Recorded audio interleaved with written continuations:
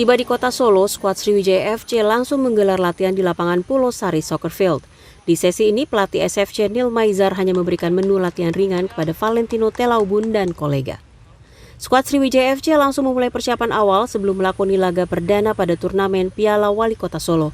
Selain fokus pada pematangan taktik dan strategi bermain anak asuhnya, Neil Maizar juga tengah fokus mengembalikan kondisi fisik pemain.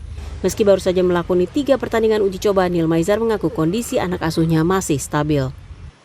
Kondisi pemain udah mulai stabil, tapi masih dalam 90% karena perjalanan jauh. Terus yang cedera sudah mulai pulih lagi.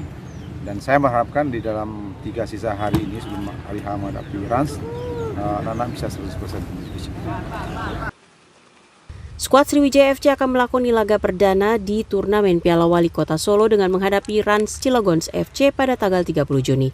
Nur Muhammad, Kompas TV, Palembang, Sumatera Selatan.